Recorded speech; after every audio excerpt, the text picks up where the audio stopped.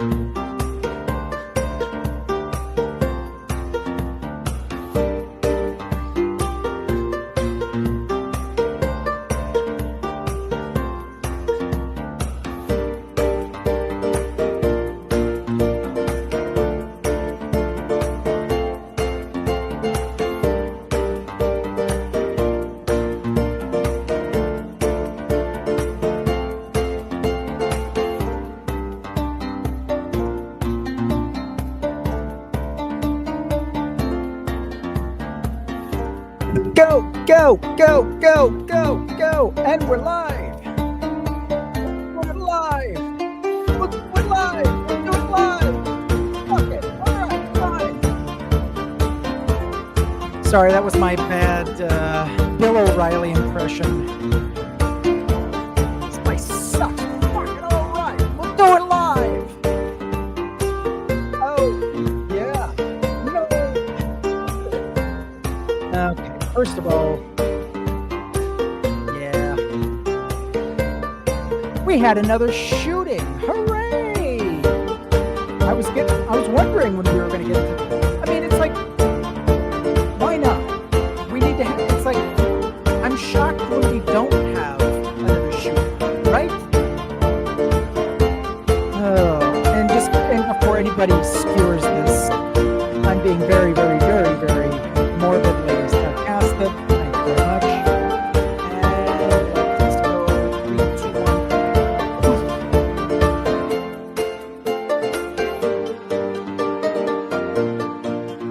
Yeah.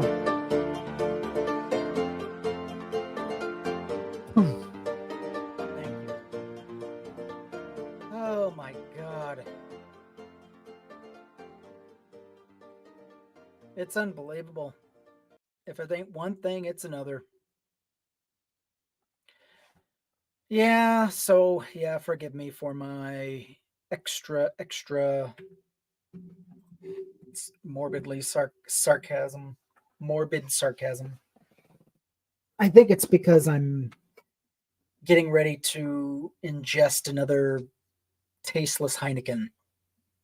The last of the silver. We're just going to get rid of it. The low-calorie Heineken. And if we ever do a Heineken again, it's going to be the real stuff or nothing. I do not care. And then once that's gone, I have Czechoslovakian. Pretty tasty, actually. Not bad, not bad. Just to get the tastelessness out of my mouth.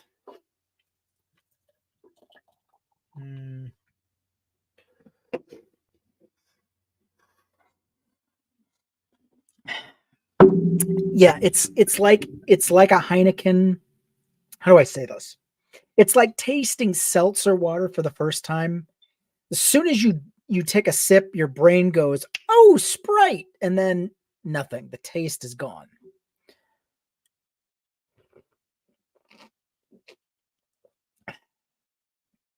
So, in a sense, seltzer water is like a disappointing Sprite. This is a disappointing Heineken. It's just whenever they go low calorie, they just it's like they remove all of the tastefulness that was once. And it's like light beer is not for me. Watch.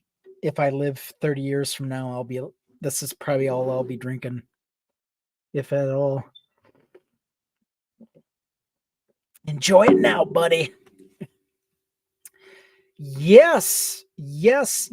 Almost 2 years worth of updates. Okay, so in case you weren't familiar with my very, very spastic title, I decided to update my computer last week. Or was it the middle of this week? Yeah. It literally took me 2 days. 2 days to update this.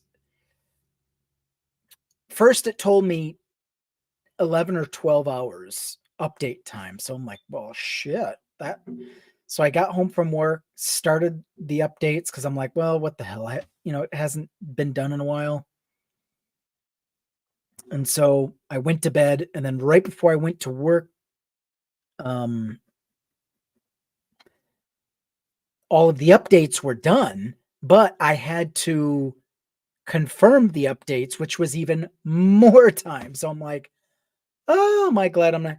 So I started that process, put the computer to sleep, went to work, came back 12 hours later.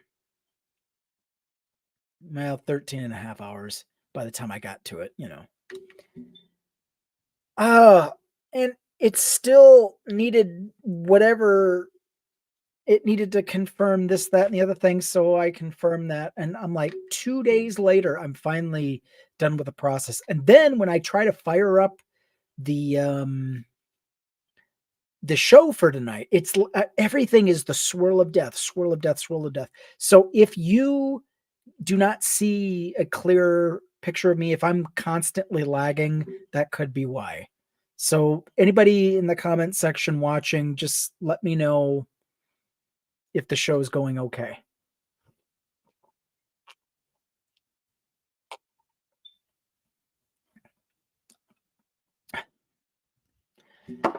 Well, anyway, so yeah, basically this was the update from hell. I'm not gonna lie. It was very, very hellish.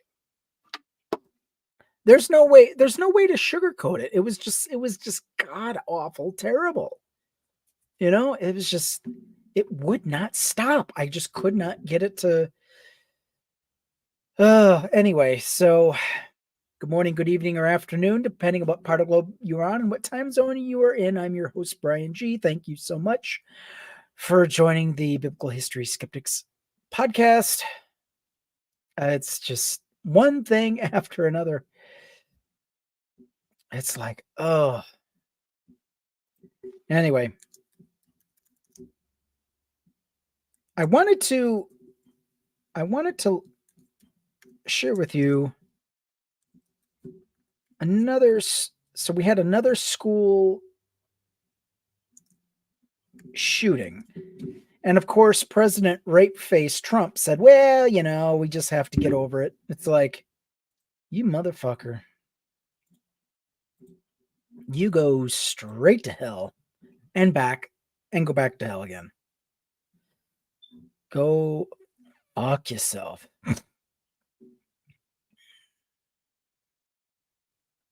Yeah. Oh, yeah, Mr. Smelly Pants. Unbelievable.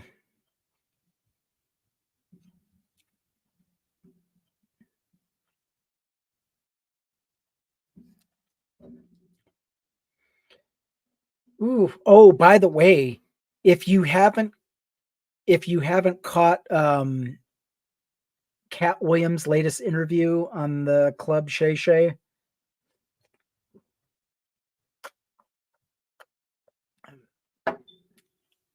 that show, what's his name? Oh my god, yeah, Cat Williams just put everybody on blast. that was a good 2-hour show.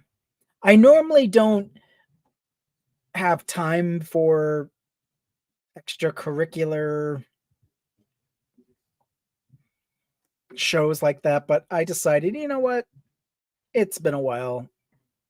I need to get my mind, just take my mind off of the podcasts and just, I don't know. I just needed a diversion, I think.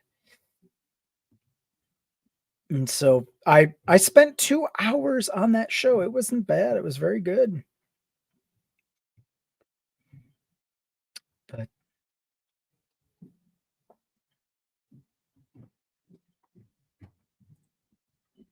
yeah.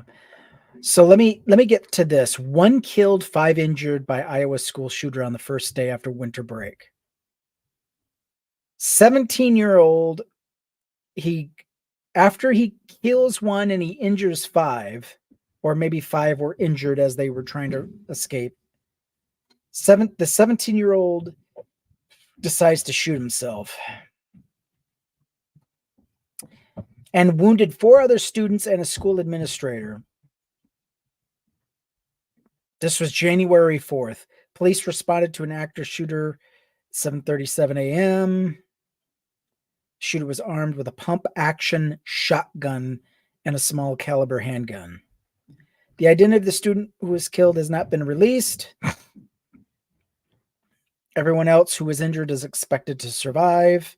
Yeah, imagine if this motherfucker had a AR-15. I think the death toll would have been much higher. Authorities have not released a motive, and the investigation is ongoing. They also found an improvised explosive device.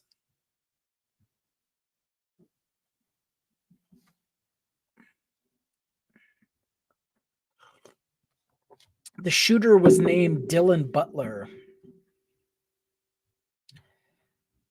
Butler also made a number of social media posts in and around the time of the shooting. Shooting happened before school had started and not many students were on campus, but a breakfast program was taking place. Great. Classmate says he got tired of the bullying.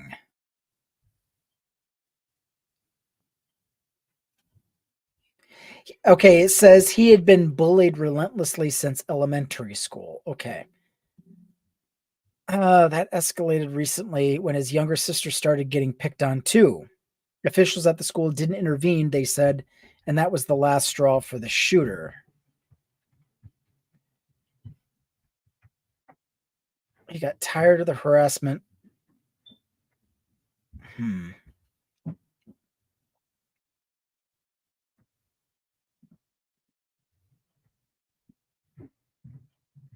Before I get to this, so this is another comment from a mother who said, as soon as I get to the school, there's already 10, 15 sheriff cars flying in the direction of the school.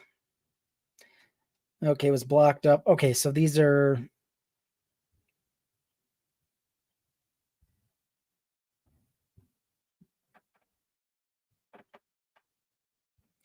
Yep, our hearts are heavy.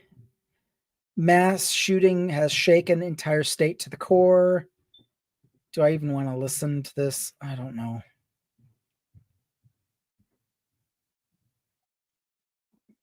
But yeah, tell me again why it's not our unrestricted access to firearms that is the problem. Somebody want to fill me in?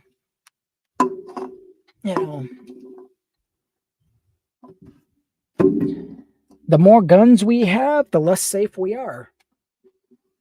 That's just a fact.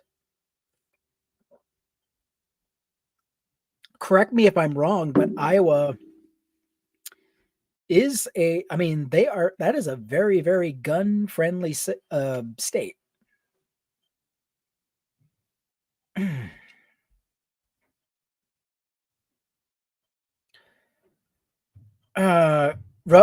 Florida Governor Ron DeSantis offered his support. Shut the fuck up. Ron, just shut the fuck up and worry about Florida. You've got enough problems.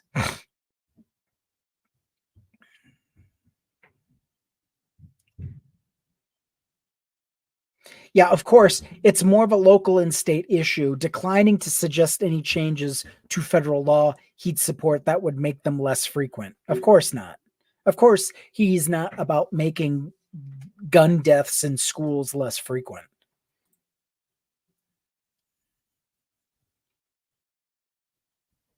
We obviously, have a responsibility to create safe environments. The federal government is probably not going to be leading that effort. Well, yeah, because people like you, jackass, keep standing in the way. We want common sense gun laws, and you and people like you are standing in the way of that. But we've shown how it's done in Florida. The things that we've done have been very, very effective. Right. What have you done that's been very effective?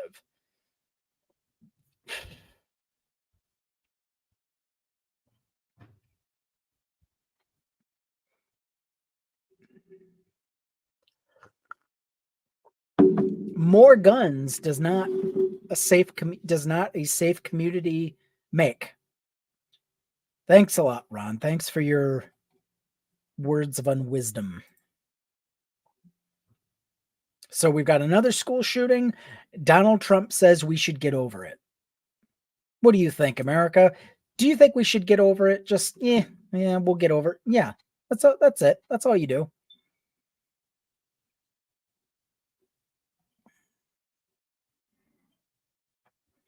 Deaths from school mass shootings in 2023 did not reach last year's level, where 19 children and 2 teachers were killed in an active shooter.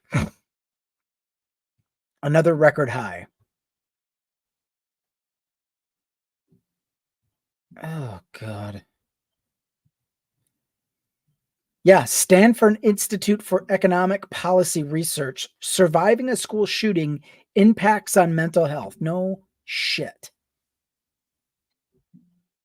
What do you think that? Yeah, it's traumatizing. Ask our veterans who come back from a war zone. We're literally putting our children through that each time they go to school. They got to go through shooter drills and then an actual shooting.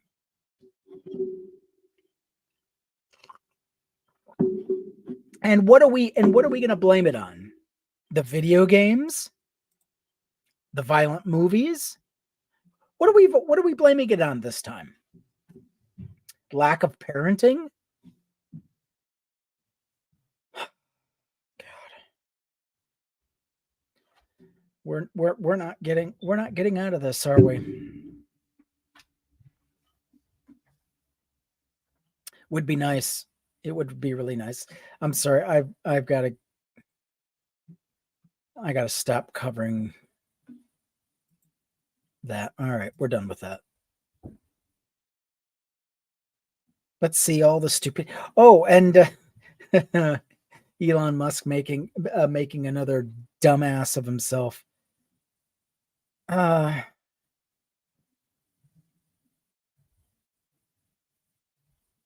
Oh, look, a hate preacher turns. He's turning radical Muslim. And I mean that in the strictest silliness of the word, because obviously he's a fundamentalist Christian. There's no way he's going to be. Let's see here. But he sounds like a radicalized Muslim. You would not be able to tell. Let's listen in. You're like, well, that's, we should respect the other religions. I don't respect them for 1 second. I don't respect them at all. I don't respect that Jehovah's false witness. I don't respect the Mormons. I don't respect the Muslims. I'm going to call it as I see it. So basically, you haven't, just say it. Just say you don't have any respect for anything and anyone that's not of your ilk. Bunch of dirt balls that worship a pedophile. And then they say that my Jesus is going to come back and kill the infidels. Yeah, he is. But you're the infidels. We're not the infidels. You're the infidels. The Bible's the word of God. The Quran's a piece of garbage. Exactly. They don't even know what they're talking about. He was illiterate. Anyway, look at verse 18. I got to hurry up. Oh, he was illiterate. Okay. That reminds me of a lot of fundamentalist Christians. He was illiterate. That's your biggest thing?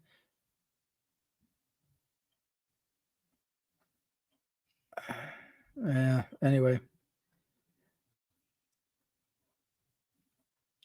GOP Congresswoman, God believers are the best people to serve in elected office. No, they are not. Representative Mary Miller is living proof that Christians are not sending their best. No kidding. No, they are not. Oh, Jack Reacher. I love this. I love this t-shirt. Arrest the cops who killed Breonna Taylor. Amen and amen. I lift a glass to you, sir. Why don't we do that? Exactly. Damn. Being a Republican is a never-ending exercise in discovering that everyone who gives you a boner hates you. Yes. You know how many times, I guarantee you they've tried to make this guy, they did that with the Punisher character. Remember that? They kept using the Punisher as their mascot. And then it's like, no, you're missing the whole point. He wasn't supposed to be idolized.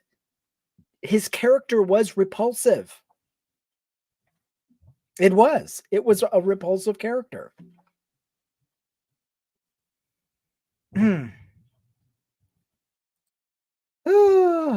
Unbelievable.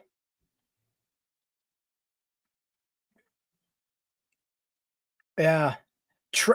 Trump received at least 7.8 million in foreign payments during his presidency. This is why they go after Biden so much, and Hunter Biden, is because they're trying to I'm telling you, any accusation is a confession every single time. And this isn't news to me. I knew he was getting money through his hotels. With every time a foreign dignity came to visit the White House, he always put them up in Trump hotels. And then he would bill the government for it. And then anytime Trump traveled anywhere, he always stayed at his hotels and his entire entourage, and he billed the government.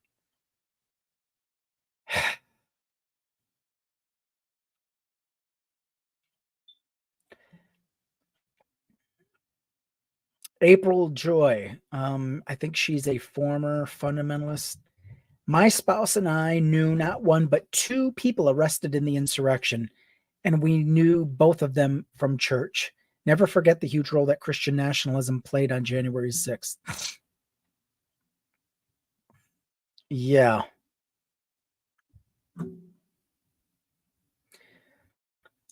And I don't care about Vivek Ramaswamy or whatever the hell. Let's listen to Donald Trump. Fear-mongering campaign event in Pennsylvania today. Did you see him? He was stuttering through the whole thing. He's going he's a threat to. Actually, no. I heard his entire speech. I can maybe count on one hand or a couple of fingers how many times he stuttered. He did very well, better than any speech you've ever made, dingbat.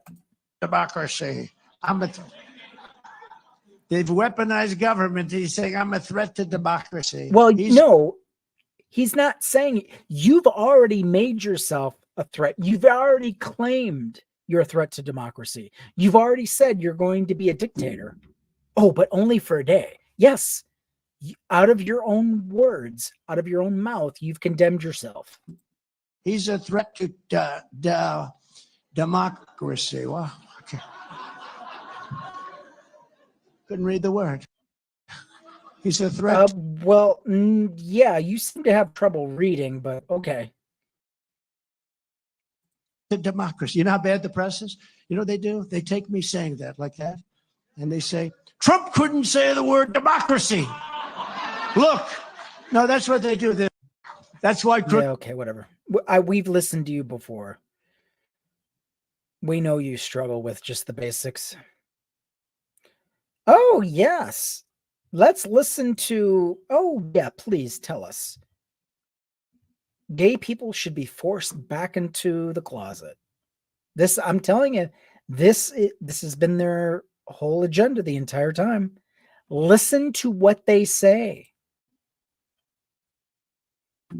Oh, give me the swirl of death. Yes, please, give me more of that.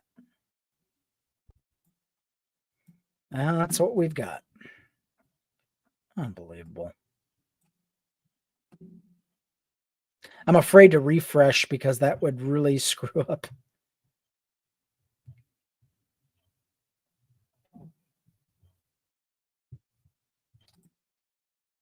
All right, let me refresh this browser. Not the entire browser, but just this one. Oh God, now I regret having done that. All right, well, yeah, I mean, this has been their whole agenda. They've been very, very, very honest. They want to force gays back in the closet. They want to make it legal just to be cunts. This is what they want.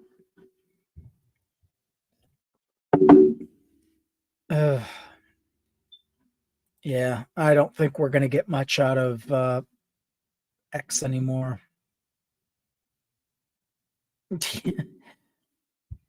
Okay, we'll just stop sharing. That's okay. That's enough Twitter for us today. But it would have been great. I wanted to. Anyway, it was great while it lasted. But you know what? While we're here, let's listen to Rabbi Tovia Singer. Why in the world would you want to be an atheist? Why would an ex-Christian be an atheist? Well, why would an ex-Muslim want to be an atheist, or an ex-Hindu be an atheist? Okay. Let's go ahead and we'll share screen again.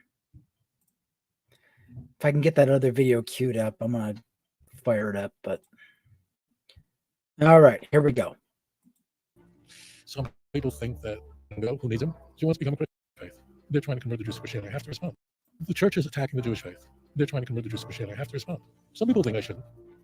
Some people think that let him go. Who needs him? She wants to become a Christian. The losers, we don't need them. I say not one soul. I want them all back their mind.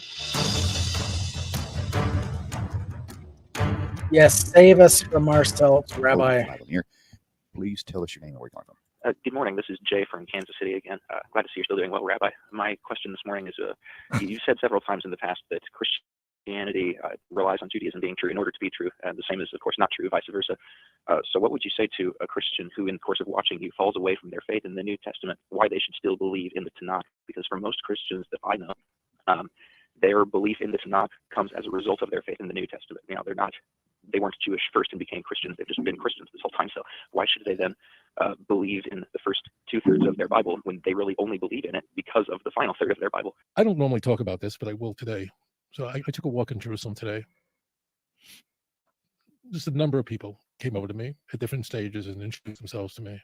And they looked like completely Orthodox Jews and told me that they were at one time a Christian. They were a Jew who became Messianic and now religious Jew. One sweetie pie came over to me who, if you're watching this, he made me Sweetie smile. pie. But I imagine he's on his way to the airport. He just converted to the Jewish faith. And he's flying out tonight to the United States. He just did his conversion. I got the biggest hug. That was nice. And he said that he'll come back. I asked him when he come back, and I think he said around March. So what happens is people who are studying with me, I don't let them become atheists. And why take a Christian and make him an atheist? That's a nightmare, right? So the vast majority of people who study with me and are affected by. Okay, well, first of all, you, Rabbi Tovia Singer, are not going to make anybody an atheist unless the person hears your arguments are no better than those of Christianity. As it turns out, your arguments are not that much better than Christianity. In fact, some of them are even worse. Your explanations of God are and the devil, Satan, evil, they're actually worse than Christianity. It's like it would be a nightmare to go from Christianity into Judaism. Now, if you if you are still convinced 100% that there is a God, yeah, I can understand why a Christian goes from Christianity to Judaism once they realize that Christianity bastardized the Old Testament texts. Sure, I get that. But no, rest assured, Rabbi, you're not making anybody atheist unless, well, I don't know. I have to say that some of the worst arguments that I've heard, I'm like, I can't believe there's not more atheists. But it's rough. I can understand why they want to stay in religion. It's hard to say goodbye to an entire community that you've been a part of your entire life. Losing that social structure and network. I'll tell you what, you step away from faith in any religion and you'll find out how lonely it is. By the Tanakh that's shared, turn to the God of Israel. I hope so. I don't recall many people who came over to me and said, "You're an atheist." Does it mean that? I don't think so. The reason is that you guys who've been watching me for a while know what I'm up to. That is, I use Christianity as a foil to reflect back the truth and the beauty of the Jewish faith. I'm always doing that. Always. I'm not. The church is attacking the Jewish faith. They're trying to convert the Jews to Christianity. I have to respond. Some people think I shouldn't. Some people think that let them go. Who needs them? Do you want to become a Christian? Oi. They're losers. Hey, We don't need Spooky. them. I say not one soul. I want them all back. They're mine. And I want to persuade them by Tanakh, not by my communication skills, that they should renounce idolatry and come to the God of Israel. Absolutely, of course. But there are many people who reject Christianity because they reject the Christian God. They reject the notion that God would punish an innocent person for the bad behavior of wicked people. They apply the sense of justice that we all share. Look, I don't know what you think about exactly what you think about the criminal justice system. I don't know if you believe in capital punishment, but I'm sure that you want guilty people punished and innocent people exonerated. I'm sure of that. I'm sure you don't want to think that there's a single person in Rikers Island who's not committed a crime. And if you were to know that, it would break your heart. And you'd feel that in some measure, you're living in an unjust world. And what happens is people who don't believe in God, the God that they don't believe in, I don't believe in either. But there was no Torah to capture them. To them, you're exactly right. They believe that the God of Christianity and the God of the children of Israel is the same. Why? Because the Christian Bible says so. So as a result, when they reject Christianity, they just reject it all. What a tragedy. You know, I mean, he does have a point. I have to give him props. Once you leave Christianity, it is so much easier to make that leap from Christianity to atheism, because you've lumped I mean, yeah, that's true. In Christianity, you lump the New and the Old Testament. But again, I always go back to Thomas Paine's critique of the Bible itself. Even if you just stick to the Old Testament texts, I mean, in his words, the Bible, I mean, it's not written by a God. I mean, if anything, it sounds and reads like came from a demon, not a loving, benevolent God. And he also, he says, when you read about all of the tortures, rapes, and the wars that were sanctioned by the God of Israel, it's like, yeah, this is not a work of a deity of any kind. This is the work of a demon. Now, obviously, we know demons don't exist, but the whole point is, it's like we associate demons.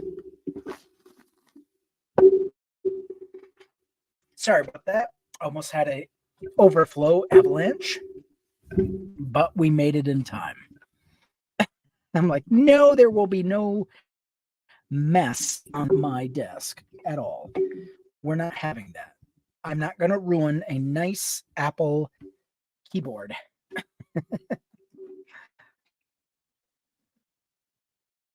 But when you just read the Old Testament, forget the New Testament, pretend it doesn't exist. Reading the Old Testament should convince you that this is a God of chaos, not a benevolent deity that has your best interests at heart at all. This guy, I mean, just the Old Testament text, if you are not convinced that this is a bumbling fool, an idiot that couldn't think of anything better, I mean, any one of us can sit and think of better ways of doing things just by looking at what is presented. It's like, well, no, you could just do this, this, this. You don't even need all of that.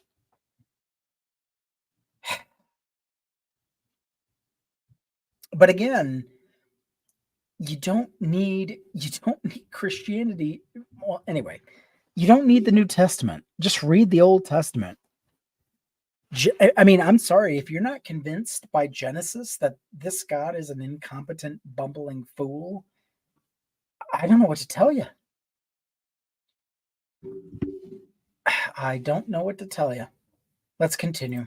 Tragedy that is. If the person discovers that the core teachings of the church are inconsistent with their own sense of moral justice, there's a very strong possibility they will chas v'chalila become atheists.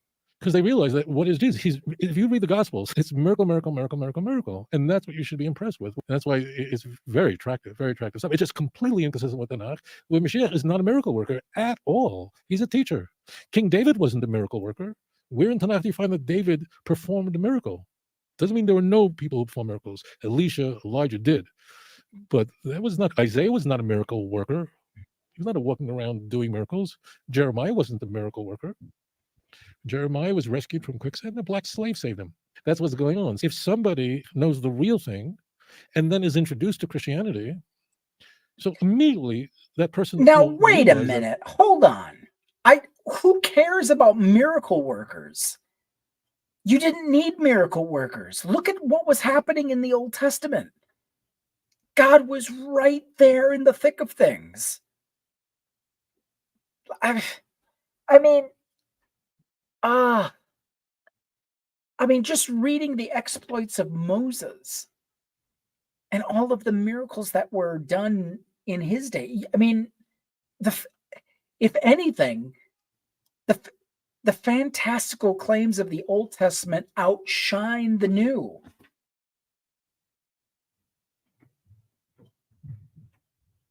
I mean, the New Testament pales in comparison to the extraordinary miracles of the Old. This excuse of, well, because you Christians are led astray because of all of the miracles that Jesus did. But if you look at the Old Testament, there weren't any. The fucking sun stood still in the sky. It went back 10 degrees. Okay, that means God, with his magical wizardry, reversed the rotation of planets, literally stopped them in their tracks. Or are we to, unless we're willing to admit that the writers of the Old Testament didn't know how the solar system worked. And when they made the claim that the sun stood still in the sky and then went backwards, that they didn't understand the mechanics of the solar system, which is why they made such a ridiculous claim in the first place. Feeding multitudes in the desert while Moses wandered for 40 years, which we know didn't happen, but let's just suspend belief. Let's just say, yeah, it did happen. It happened. Oh, the family's home early. Goodness. Very early. So I'm going to have to wrap this up, but oh, don't give me, come on, mouse, move it. The teachings of the church are completely, it's not that it's wrong or they're off, it's utterly incompatible with Tanakh. It's a different kind of book. Someone once asked me, what is the most compelling iteration of Christianity? And I said in a show, I don't know how long ago, that the Marcionites or the Gnostic Christians, they didn't believe in Tanakh. The Marcionites did not believe in the Hebrew Bible at all, neither the Gnostic Christians. No, to them it was just, for Marcion, it was only it's the second century iteration of Christianity. He only believed in the book of Luke, and he thought the book of Luke, as he saw it, had a lot of additions to it that was Jewish stuff. It didn't belong there. So that's what's happening. For Christians, it's conflated. They really don't know numbers. They just don't. The average Christian is definitely familiar with the record of creation in the Torah, definitely familiar with the record of the flood, definitely of Abraham, definitely of Daniel in a den of lions. Definitely they know those stories. But that's it. That's what they know. They know there's a verse somewhere in Isaiah that says the Messiah is supposed to be divine, and that's all they know. So to them, they're not really studying the Hebrew Bible, and then there are some Christians who do, but what are Christians? The Christians who are really studying Tanakh, who they raised as Christians and they go back and study Tanakh. So they've got to read Jesus into it. That's what happens to the more studious Christians. So the more studious Christian, what do? You'll hear this constantly. When you read a story in the Old Testament, it's really about Jesus, although not explicitly is there. So when Joseph is rejected by his brothers, that's really a story about Jesus. You will hear this ad nauseum. Really. When Joshua encounters an angel in the 5th chapter of the book named after him, that angel really is Jesus. So Jesus is in all these stories, you see? So he's baked in. So every time people are rejected, it's really a story about Jesus. And that's how they get around this. The problem. Well, yeah, that is true. I mean, we were taught as fundamentalist Christians, get to know the New Testament first, and then you'll better understand the Old Testament. Always. They always told us to do that. Read the Gospels, get to know the Gospels, get to know 1st, 2nd, and 3rd John, which came well after the fact. And get to know Paul's epistles. And then go back to the Old Testament. The way we were taught was, the Old Testament will get discouraging. If you start reading in the Old Testament, by the time you get to Leviticus, you're burned out. You don't want to read anymore. That's the excuse we were given as fundamentalist Christians. So we were told, get to know the New Testament first, so that way you'll better understand the Old Testament. What never, ever, ever came into my mind was, wait a minute, how did the Old Testament people understand the Old Testament without the New Testament to explain the Old Testament? See, that never dawned on me. It should have. It should have, oh my, something's wrong here. But that requires logical thinking, and you're not going to get that in Christianity, and you're not going to get that in Judaism either. Let me make that caveat extremely clear. Problem with that sort of reasoning is it abandons the claim of the church. And you will know this. The claim of the church is not that there's some story in the Old Testament that seems to be a echo.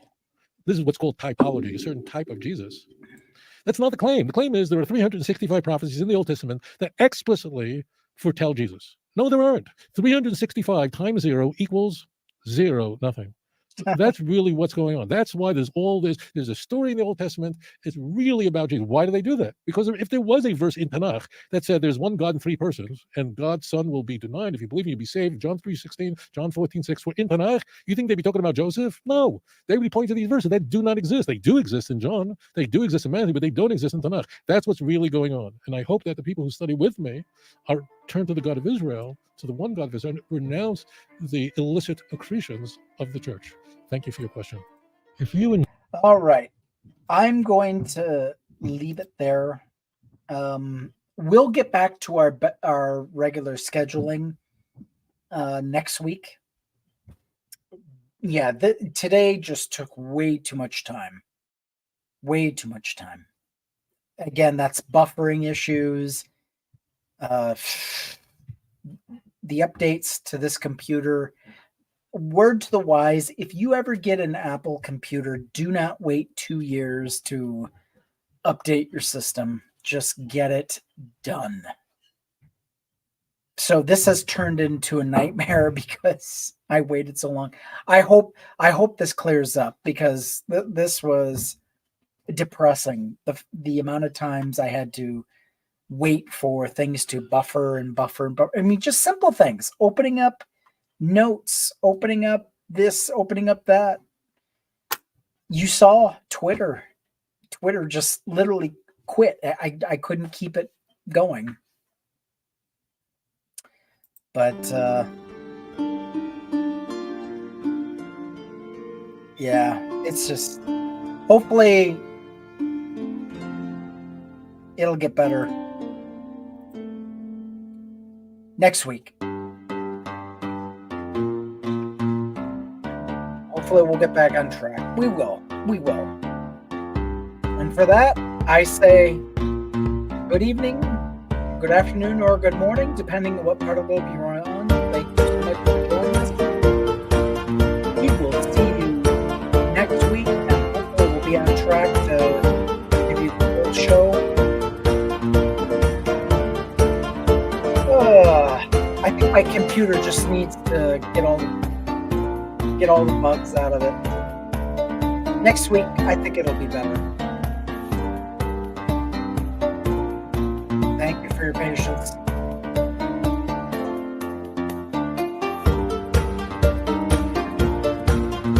Take care, everybody. Good night, and enjoy the rest of this exit music.